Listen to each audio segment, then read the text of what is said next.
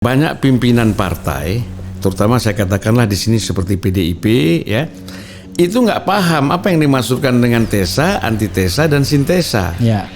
Sehingga mereka bawa ke ranah yang praktis sesuai dengan interest mereka, kan gitu. Ya.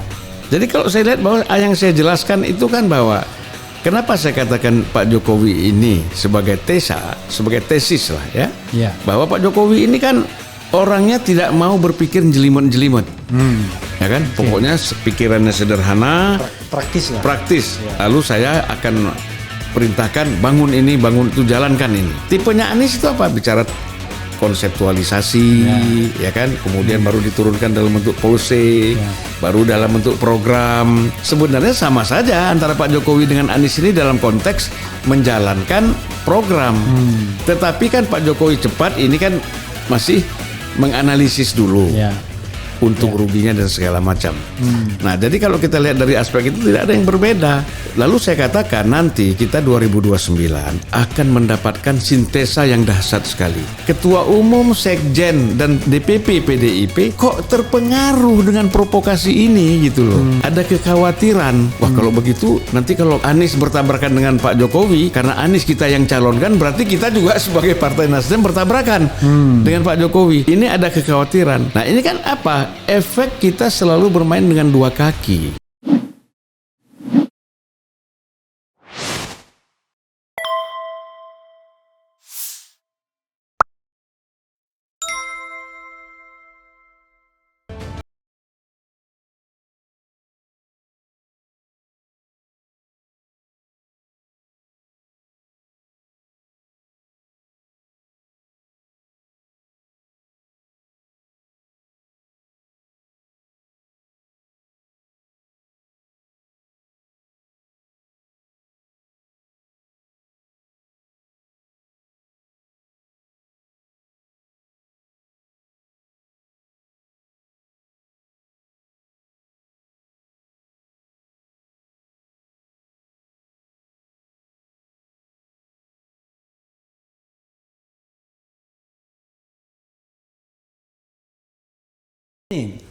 Saya ingin sobat era sekalian, kita biasakan berpikir mengenai hal-hal yang nggak tabu membicarakan ini. Ngapa sih orang tabu banget ngomong Anies, ngomong Jokowi, ya kan?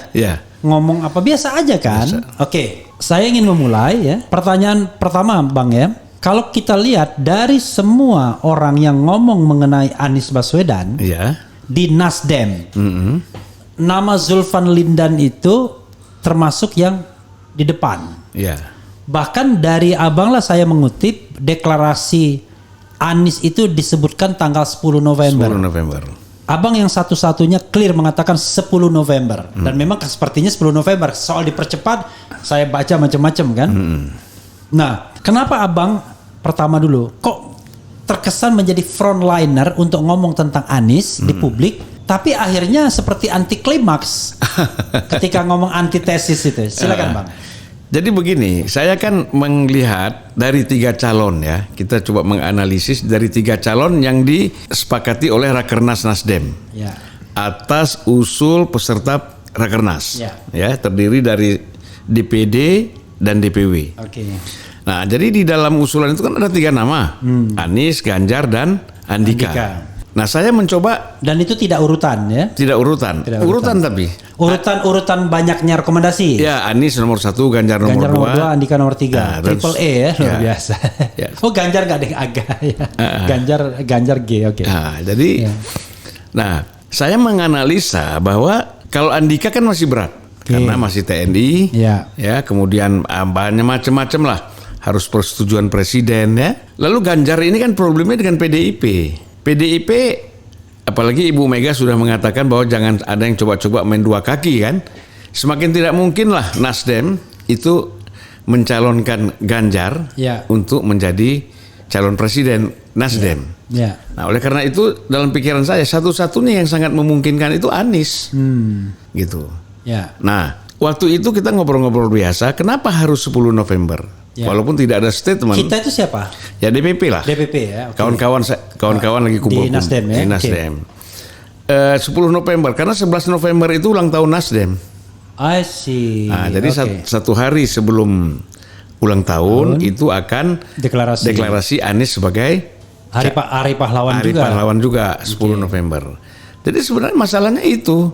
Nah, berkembang anti klimaks ini, ya saya kira kan saya sudah banyak berapa kali itu di media-media bicara soal 10 November ini. Ya. Lalu kemudian diikuti oleh beberapa kawan lain dari Nasdem, 10 November, 10 November. Nah, orang mungkin terkejut, mengapa 3 November? Nah, saya juga terkejut. 3 Oktober. 3 Oktober, Ya. mengapa? Saya juga kok cepat sekali ya dapat pemberitahuan ini. Nah, saya kira ini nggak tahu lah, ini kan polisinya memang sudah di tangan ketua umum ya. Oke. Mengapa tanggal 3 itu? Ya. Ya, Sobat Era sekalian, ini sudah kita tampilkan Dewan Pimpinan Pusat Partai Nasdem nomor 06 SE DPP Nasdem 4 2020 perihal persetujuan pengunduran diri tertanggal 28 April 2020. Jadi clear ya di situ ya. Oke, silakan Bang. Lalu saya mendapatkan undangan lah, ya, diundang sebagai politisi Nasdem beberapa orang. Karena sebelum Anies dideklarasikan, itu kan saya sudah sering ngomong di televisi, Ya. di media-media online dan di beberapa media. Ya. Pasti ada kekhawatiran kalau saya tidak diundang, nanti ini bisa bias kan, gitu, bias. Jadi ya saya diundang untuk memang supaya mengikuti dan memahami Oke. mengapa diputuskan tanggal 3 Ya. Oktober itu. Nah, saya sudah jelaskan kepada kawan-kawan media bahwa memang setelah tanggal 3 itu kan Pak Surya harus berobat ya. Oke. Harus berobat ke Singapura. Setelah tanggal 3 atau sebelum tanggal 3? Sebelum tanggal 3 sudah berobat. Oke, I see. Pak Surya itu kalau nggak salah waktu itu kena DBD ya. Oke, karena isunya dia pulang dulu. Ya, Setelah pulang deklarasi. kira-kira beberapa hari di Singapura, Ya, dia pulang sebentar, 2 hari, Ya. balik lagi. balik lagi. Oke. Nah, khawatir nanti kalau mau dipas-paskan tanggal 10 November malah nggak terkejar, nggak tepat, macam-macam lah gangguan Oke. ya kan. Walaupun saya mau nanti tanya tapi setelah Abang Ya. jelaskan. Ya. Jadi itulah saya kira kenapa Oke. tanggal 3. Jadi kalau ditanya lagi mengapa saya mendorong Anies ini yang menjadi capres, Ya. ya karena memang saya pikir kalau tadi kembali lagi persoal rakernas tadi. I see. Yang poten- Jadi artinya itulah yang paling rasional dari 3 pilihan ya. Ya. Oke, Bang. Pertama timing tanggal 3 dulu ya.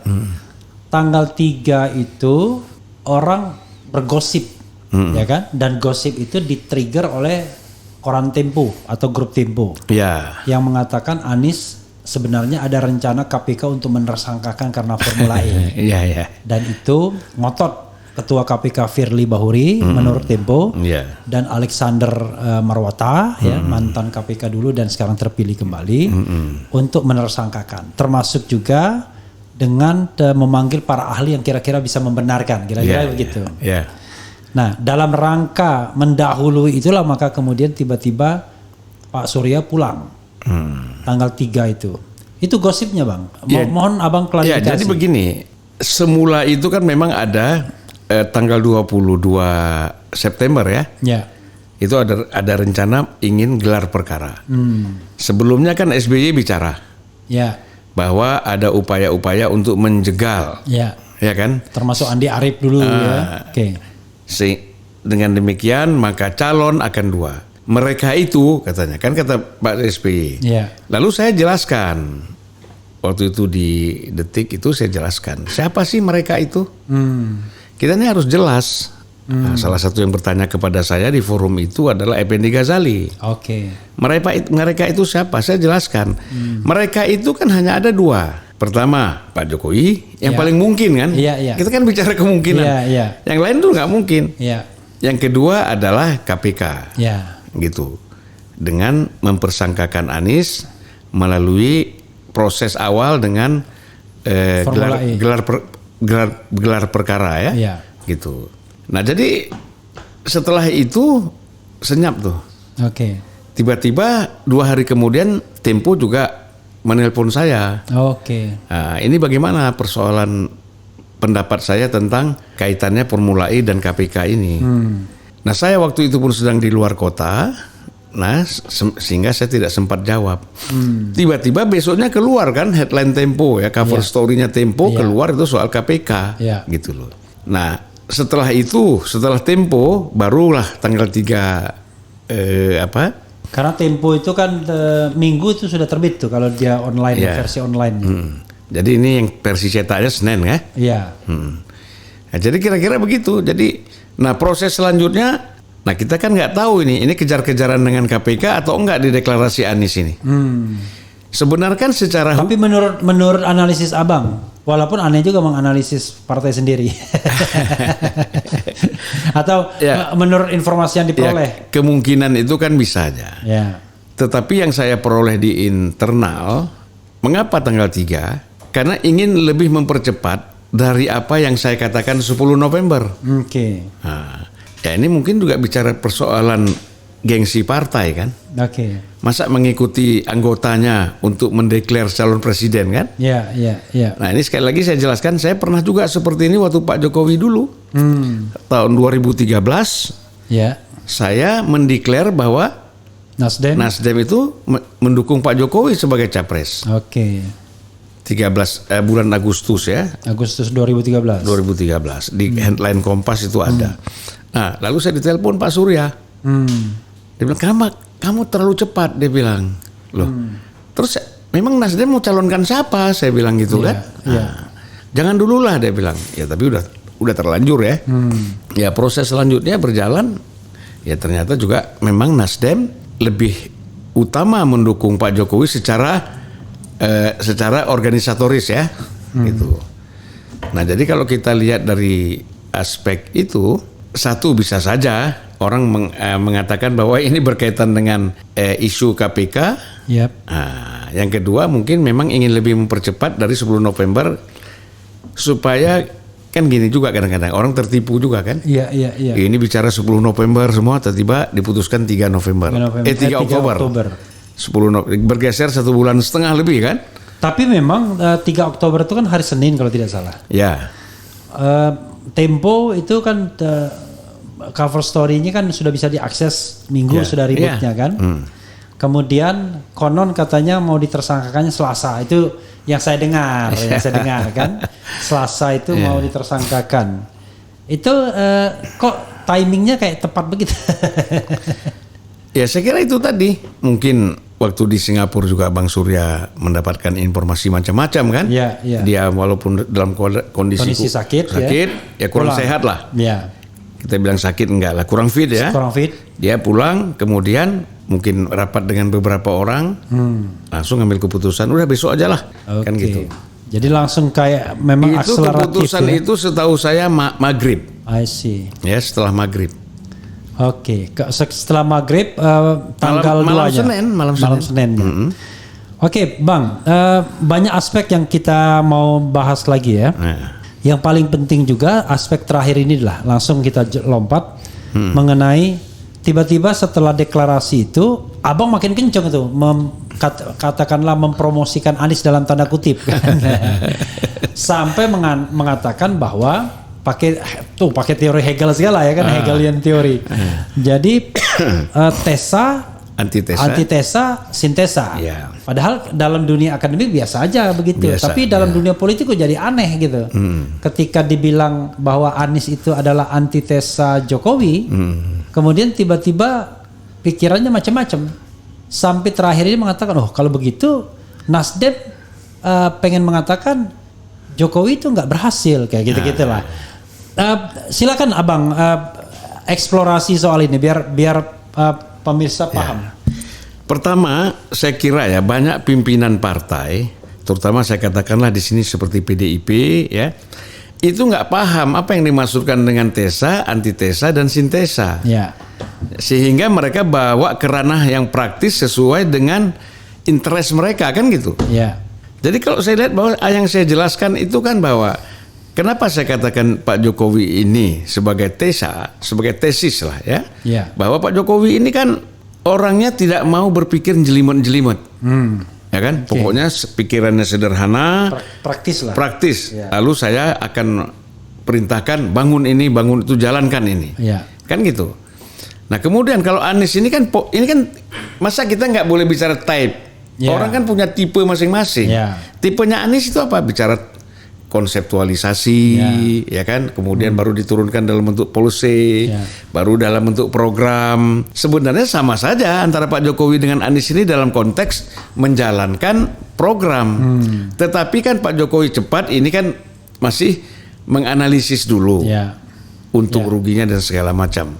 Nah, jadi kalau kita lihat dari aspek itu tidak ada yang berbeda. Lalu saya katakan nanti kita 2029 akan mendapatkan sintesa yang dahsyat sekali. Ya, dari kedua pola ini kita akan menemukan orang yang betul-betul berpikirnya juga konseptual, lalu mungkin tindakannya cepat. Orang yang berbeda atau orang yang sama? Ya bisa Anies juga, bisa juga pengganti Anies kan. Setelah dia bekerja 5 tahun tiba-tiba ada akselerasi gitu ya. Nah, lalu saya menjelaskan juga kan bahwa mengapa Prabowo lalu Ganjar ini kita tidak anggap sebagai antitesa. Polanya kan sama, ya kan, janji-janjinya kan sama, akan melanjutkan, meneruskan. Anies kan pakai dua itu, continuity and change. Ya kan artinya ada yang kita lanjutkan, ada yang kita perbaiki, kita rubah, kan gitu. Dan itu sunatullah, biasa aja. Biasa. Jadi menurut saya begini, Pak Refli ya, ini para politisi kita, elit-elit partai kita tidak terbiasa dengan wacana-wacana dunia intelektual, ya kan, dunia filsafat ya.